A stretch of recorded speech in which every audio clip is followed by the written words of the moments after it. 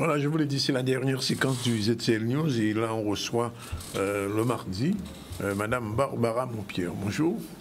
Bonjour, bonsoir Monsieur Sandronis. Merci d'être là et elle n'est pas seule aujourd'hui. Elle va nous présenter son invité, Monsieur Jean-Claude Torquin, qu'on accueille avec plaisir. Bonjour. Bonjour. Eh bien, merci à toi Jean-Claude d'être présent sur ce sujet si important, oui. Là, qui fait couler de l'encre, mais bien plus que de l'encre, même certains pleurent, voilà, il faut dire ce qui est. Mais c'est vrai que c'est important que tu sois à mes côtés. Donc je vais te laisser te présenter, c'est plus simple quand même. Oui, et en plus c'est bien qu'un homme et une femme là sur le sujet, je trouve ça intéressant. Absolument. De pouvoir aborder ça. Parce qu'il faut le dire, on va parler des émotions chez l'homme et chez la femme. Eh oui, oui. Tout à fait. Oui.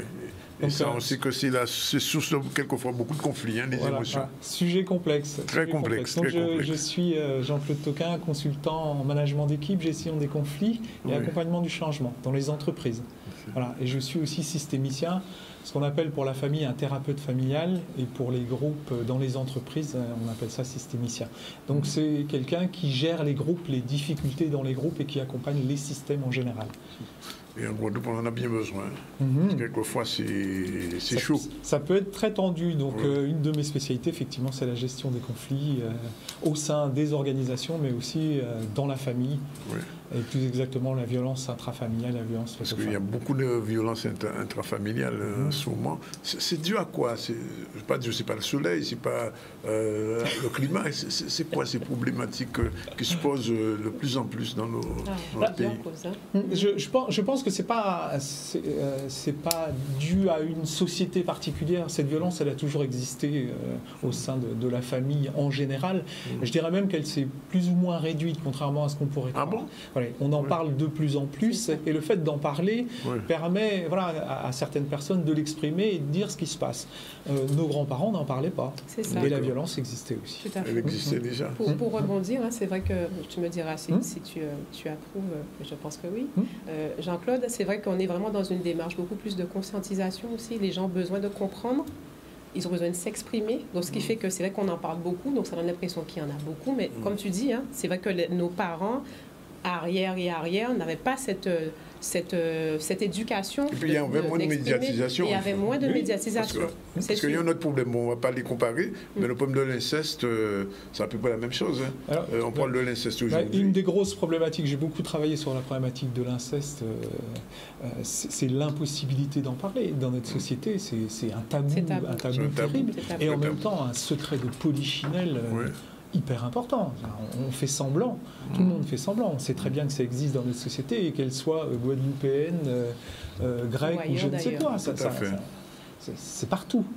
C'est vrai. Et pour revenir justement à toutes tes aptitudes, Jean-Claude, c'est dans ce cadre-là que nous sommes rencontrés et je profite pour faire un clin d'œil à toute l'équipe de la Maison de la Parentalité de BMAO, puisque à travers la collectivité, Madame le maire, puisque c'est vrai qu'on s'est rencontrés dans le cadre d'une opération qui a été menée à la rencontre justement des familles, donc des hommes et des femmes, mais c'est plus particulièrement des femmes. Voilà, et c'est dans ce cadre-là que ça a semblé tout naturel qu'on puisse se revoir, puisqu'il y a une connexion, vraiment cette connexion autour de la question des émotions auprès des personnes, donc hommes et femmes. Donc c'est pour ça que voilà, j'ai voulu vraiment que tu sois là et je te remercie de ta présence aujourd'hui. Alors Danick, sur ce sujet des émotions, donc il y a eu beaucoup de réactions. J'imagine. Voilà, beaucoup de réactions. C'est vrai que j'ai d'ailleurs... Les familles ont besoin de communiquer, on le sait. C'est ça. Et c'est vrai que, alors, pourquoi émotion chez l'homme et chez la femme, je dis mais on va dire versus homme-femme, c'est vrai qu'il y a quand même une différence notoire, donc qui peut s'expliquer par notre éducation, par nos mots de société, la société antillaise, notre histoire aussi. Je laisserai du coup compléter Jean-Claude, mais c'est vrai que ça se note, ça s'entend. Et j'ai eu plusieurs exemples de coaching ou même dans l'entourage qui relevaient en fait cette problématique de l'expression des émotions. D'accord. Voilà, donc on ira plus loin aujourd'hui, mais il est vrai que la première chose qui sera à entendre et à comprendre, c'est que finalement l'émotion, eh bien, qu'on le veuille ou non, elle s'exprime. n'est-ce pas Jean-Claude? Oui, c'est un élément naturel, c'est biologique, hein, l'émotion, et donc elle s'exprime quoi qu'on puisse en dire, où des gens vous disent je gère mon émotion, c'est beaucoup plus complexe que ça, on gère rien du tout, c'est naturel et c'est réflexe, c'est un élément réflexe là-dessus, qui nous donne l'information de l'impact de notre environnement sur nous-mêmes. Qu'est-ce qui m'arrive quand on m'agresse ou quand on me parle un peu plus fort ou ainsi de suite, je le traduis par une émotion. Voilà. Donc c'est quelque chose qui met en relation moi-même et mon environnement au quotidien. Donc comment mon environnement impacte sur moi et le résultat, ce sont des émotions. Tout à fait. Et pour étayer, en fait, j'aime bien, comme tu le sais, j'aime bien partir sur la définition pour qu'on se mette d'accord sur ce dont on parle sur l'émotion. Donc on va voir tout de suite en image. Donc l'émotion qui est un trouble, une agitation passagère causée par un sentiment vif, on a dit, c'est exactement ce que tu viens de dire, de peur, de surprise, de joie, de colère, voilà, toutes les émotions.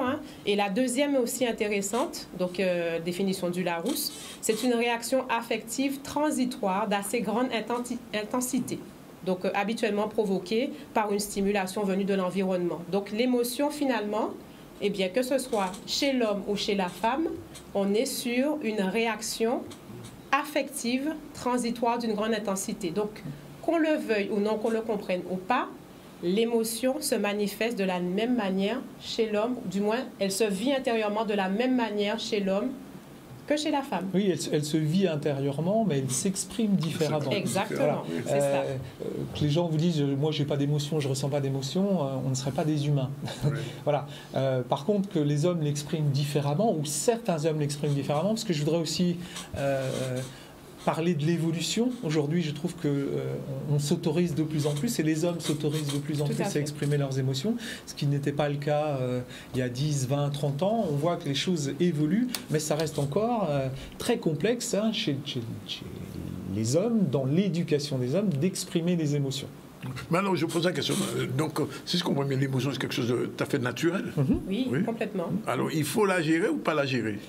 La question, c'est pas la gérer, parce que quand on dit la gérer, ça veut dire qu'on contrôle les choses. Il faut d'abord la laisser s'exprimer, et la gérer consiste à comprendre quelle émotion avec laquelle je suis en prise, et de voir qu'est-ce qu'elle dit, cette émotion, là-dessus.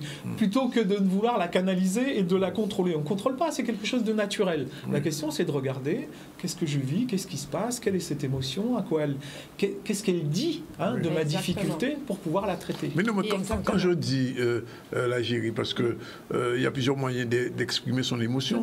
On peut l'exprimer de façon... Pas apaisé, mais enfin de façon visible. Mais il y a des excès, on peut aller plus loin, déborder. Et j'aimerais justement rebondir à ce stade. En fait, comme tu l'as dit et comme on le dit, l'émotion, en fait, elle est normale, elle est physique, elle est psychophysiologique, mentale, corps. Donc l'expression, ça c'est vrai que quand on parle de gérer, c'est un terme qui est très ambitieux. Et pour rebondir sur ce que tu dis, on sera plutôt dans une dynamique de comprendre, accepter que je sois fait d'émotions et limite que ce soit normal, accepter cela, et se dire que les émotions ont des avantages. Une émotion a des avantages. Comprendre ce qui m'arrive, eh bien, c'est révélateur d'une information. Quand je vis une émotion, quand je la laisse s'exprimer, elle me révèle une information, elle est source d'information pour moi. C'est-à-dire que comme c'est une réaction justement à quelque chose qui s'est produit, un stimuli extérieur, donc c'est être attentif justement à ce qui s'est passé, comme l'a dit Jean-Claude, ce qui s'est passé pour que je puisse en arriver là, à ressentir physiquement, peut-être un mal de ventre, on va pas dire ça autrement en créole, mais ou à ressentir peut-être les mains qui sont moites, ressentir mon cœur qui s'agite, des palpitations. C'est de comprendre, plutôt que de faire fi de ça, faire comme si je n'ai pas, j'ai rien, non, je gère. Comprendre, prendre le temps d'accepter, de ressentir l'émotion. Donc ça, c'est vraiment quelque chose qui va être fondamental. Donc on ne pourra pas forcément dire qu'on gère totalement l'émotion, mais en tout cas, en étant beaucoup plus attentif, en se disant qu'elle peut être ma force, puisqu'elle m'alerte de quelque chose qui se passe, et que mon corps, finalement, vit pas forcément très bien, ou vit très bien, puisqu'il peut y avoir de la joie, pour rappel aussi dans l'émotion, d'accord, de façon aussi à mieux canaliser, à mieux gérer l'expression. Tu vois? Donc, l'émotion est source d'information et elle sera facilitatrice pour agir. Donc, mieux je la comprends, mieux je pourrai agir dans le bon sens. Alors là, on parle de l'expression de l'émotion fluide, assez facile, je ressens, je suis capable de l'exprimer. Oui. Sauf qu'on voit bien, pour revenir sur le sujet versus homme-femme, que les hommes ont plus de difficultés à exprimer leurs émotions du fait de leur éducation. Oui. Alors, comme je le disais, c'est de moins en moins présent, mais ça reste encore relativement fort qu'un petit garçon, quand il tombe, on lui frotte le genou, on lui dit « Allez, on y va, tu vas quand même pas pleurer hein, », alors qu'on va plus facilement accepter les pleurs d'une petite fille. Oui. Et ça donne des informations sur comment nous gérons dans notre société les émotions. Et deuxième point qui me paraît important, qu'on oublie souvent de dire dans les familles, et là je parle de la famille, c'est les émotions symptômes. C'est-à-dire que toutes les émotions ne s'expriment pas dans toutes les familles. Il y a certaines familles qui n'expriment pas un certain nombre d'émotions. Et l'enfant, il devra se débrouiller avec ça. Ouais. Et souvent, les gens ont tendance à mettre une émotion à la place d'une autre. Si la colère était interdite dans ma famille, par contre la peur était valorisée, alors, souvent, quand je suis en colère, je vais exprimer ça par de la peur. Vous imaginez la difficulté en termes de communication? Colère, exprimée par de la peur. Par de la peur. Oui. Hein, c'est ça une émotion symptôme. Oui. C'est mettre une émotion à la place de l'autre, parce qu'on, depuis tout petit, c'est une émotion qui n'est pas permise au sein du système familial. Donc pour communiquer, voilà, vous arrivez, quelqu'un est très en colère, qu'est-ce que vous faites? Vous essayez de comprendre ce qui ne va pas, et plus vous essayez de comprendre, donc de lui donner un minimum de réparation, plus elle se met en colère. Ça veut dire que l'émotion qu'elle exprime n'est pas celle qu'elle ressent. Oui. Voilà un piège dans l'expression de l'émotion. Mais est-ce que, je pose la question aux psychologues, aux thérapeutes, est-ce que l'émotion peut conduire jusqu'à de la violence? L'excès, c'est-à-dire l'incapacité à gérer une émotion, va générer un stress tellement fort que pour s'en sortir, la violence et l'agressivité est un moyen, c'est la soupape. D'accord. Pour mieux gérer cette émotion qui est insupportable. Ou alors ça peut être des pleurs, des larmes aussi. Mais quand on a des pleurs, des larmes, on est déjà pas mal. C'est-à-dire qu'on commence déjà à exprimer, à faire ressortir. Mais lorsque on est débordé par une émotion et qu'on n'arrive pas à la gérer, en général, il y a 4 comportements. La fuite, l'attaque, la manipulation ou la somatisation. La somatisation, chez les hommes, on est très très fort là-dessus. Comme nous avons du mal à exprimer nos émotions, on a mal. On peut avoir mal à la tête, on peut avoir mal au ventre. Voilà. On exprime ça par notre corps qui exprime quelque chose qui nous perturbe là-dessus. Alors, c'est pas propre aux hommes, les femmes aussi somatisent. C'est sûr. Et c'est intéressant d'avoir donc cette approche de la psychologie masculine. Bon, ce serait bien qu'on puisse aller plus loin, parce que je sais qu'il y a pas mal de téléspectatrices qui sont en attente. Voilà. Mais c'est vrai que chez la femme, eh bien, nous, on a besoin d'exprimer.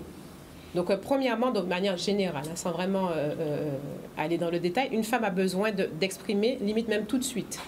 Donc, il y a le fait d'arriver à exprimer l'émotion.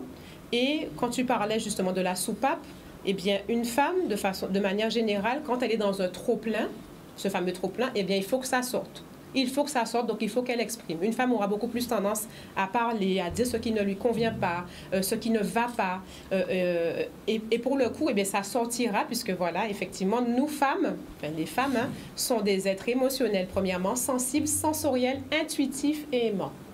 Aimante. Donc, je ne suis pas en train de dire que les hommes ne le sont pas.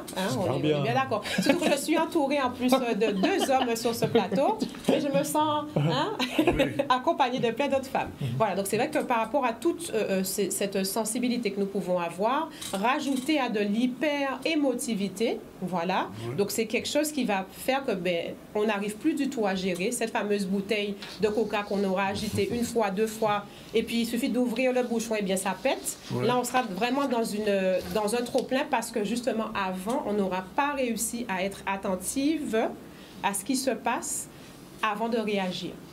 Voilà. Alors, question, comment le coach ou la coach intervient vis-à-vis des gens qui sont très émotifs? Est-ce qu'il y a des astuces? Est-ce qu'il y a, entre guillemets, des remèdes, des choses qu'on peut faire pour aider à apaiser un petit peu ces émotions? C'est bien dit ça. Hein? Il n'y a pas d'astuces après remèdes. Alors, c'est vrai que c'est vrai que les remèdes, on ira voir vraiment le côté médicinal et autres. Oui. Mais sur la partie pratique accompagnement, c'est vrai que le coach peut accompagner selon aussi on va dire ses compétences. Notamment, là, je parlerai notamment, par exemple, de la sophrologie, donc, puisque je suis apprenti sophrologue, pardon. Il est vrai qu'il on peut accompagner la personne aussi à mieux accueillir les émotions en essayant de faire aussi redescendre la charge émotionnelle. La charge émotionnelle et la charge mentale, qui sont souvent liées finalement, parce que quand on est dans un trop-plein d'émotions, c'est qu'on a gardé beaucoup de choses, le cerveau est dans une dynamique, une gymnastique intense, il y a beaucoup de choses qui nous chargent, qu'on n'a pas nécessairement réussi à exprimer, et résultat, eh bien, on n'arrive plus à doser, à gérer. Donc c'est vrai que sur la partie en fait de la respiration, de la cohérence cardiaque, ça va être un atout aussi majeur. Donc c'est que c'est à la portée de tout le monde, hein, sans même pouvoir nécessairement voir un coach. Avec quelques exercices au moins au démarrage, c'est possible.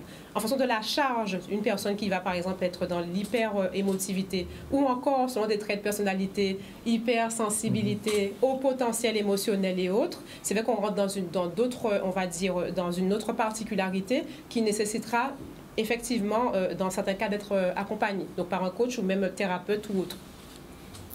Un peu votre point de vue? Oui, c'est exactement le même point de vue. L'idée, c'est vraiment d'accompagner la personne à travailler sur elle-même et ce qu'elle vit. C'est quoi cette émotion? Qu'est-ce qu'elle veut dire? Même par excès, elle dit quelque chose de l'histoire de la personne. Alors, peut-être qu'on peut... la différence par rapport au coach, où moi je vais aller voir l'histoire de la personne, hein, des fois même la petite enfance, qu'est-ce qui fait que cette émotion, elle est là et elle m'envahit depuis des années. Et c'est tout ce travail qui consiste à mieux comprendre et se comprendre pour pouvoir avancer et changer sa pratique et sa relation avec cette émotion et avec son environnement. Alors, sur la partie homme-femme, puisque j'aimerais, c'est vraiment le sujet du jour, qu'est-ce que tu pourrais dire justement comme technique pour aider les hommes à mieux exprimer? Alors, pourquoi?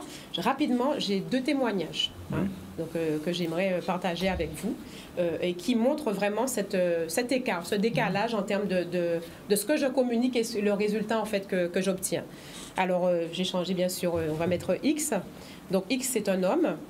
Elle se plaint tout le temps. Soit je parle trop, soit pas assez.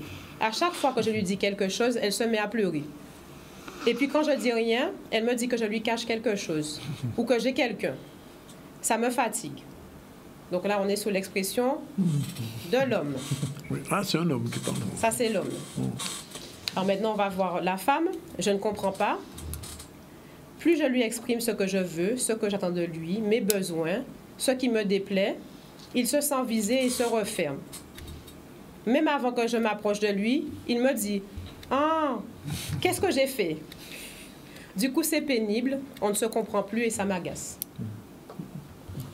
Je trouve ça intéressant, les 2 exemples, parce qu'elles disent aussi notre difficulté à penser l'autre comme différent. Ouais. C'est ça. C'est-à-dire que, voilà, j'exprime mes émotions, donc l'autre doit automatiquement les exprimer, ce qui n'est pas le cas. Nous sommes tous différents. Et voilà. Et donc, chacun a son territoire et sa manière de penser, et comprendre l'autre, c'est essayer de comprendre comment il pense, comment il réagit, comment il est sensible à ce qui se passe, et essayer de le comprendre. En essayant de le comprendre, je peux aussi, moi, me comprendre et comprendre mes réactions par rapport à lui. Donc, c'est ça qui est important dans la relation là-dessus, c'est que nous avons tendance à transférer notre propre représentation du monde des femmes. Les femmes sont comme ça, les femmes se plaignent, les femmes sont trop sensibles, ou voilà. Alors que c'est une fausse réalité, parce que je connais des femmes qui ont du caractère et qui sont, voilà, elles ne sont pas ultra sensibles, elles ont cette sensibilité, mais ça ne l'exprime pas comme on peut l'imaginer. Donc, c'est des représentations que l'on a, qu'on a tendance à transférer sur l'autre, et on attend que la réaction soit ce que je transfère. Donc la femme est fragile, donc moi j'attends à ce qu'une femme soit fragile, et ainsi de suite. En général, ça crée des problèmes quand en face, justement, ça ne réagit pas. C'est ça. C'est ça. Et pour un complément de ce que tu dis, ce que je pourrais donner comme astuce, eh bien, c'est au-delà d'accepter la différence de l'autre, mais laisser justement l'espace à l'autre. Laisser l'espace à l'autre pour qu'il s'exprime. Je sais que moi, je veux avoir telle ou telle réaction. En laissant l'espace à l'autre pour qu'il s'exprime, je vais déjà prendre du temps pour respirer, puisque je ne vais pas m'exprimer tout de suite, donc je ne m'exprime pas à chaud. Donc je prends moi-même aussi de la hauteur et du recul. Je fais redescendre la charge émotionnelle, donc je parlais de la cohérence cardiaque. Et ensuite, comme je connais l'autre, alors là je prends un cas où on connaît la personne, je vais prendre le temps pour répondre et communiquer de façon non violente, non agressive, de façon positive, parce que je serai déjà moins dans les émotions. Donc, respecter la différence de l'autre, comprendre que l'autre ne peut ne pas avoir justement cette vision du territoire que moi, prendre le temps de recul pour respirer, accueillir ce qui m'arrive, et puis ensuite exprimer vraiment de façon beaucoup plus positive parce que je veux un résultat positif.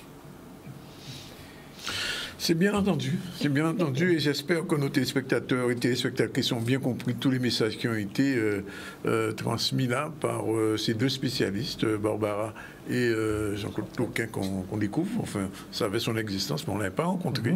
Et je pense que l'écouter, c'est apaisant.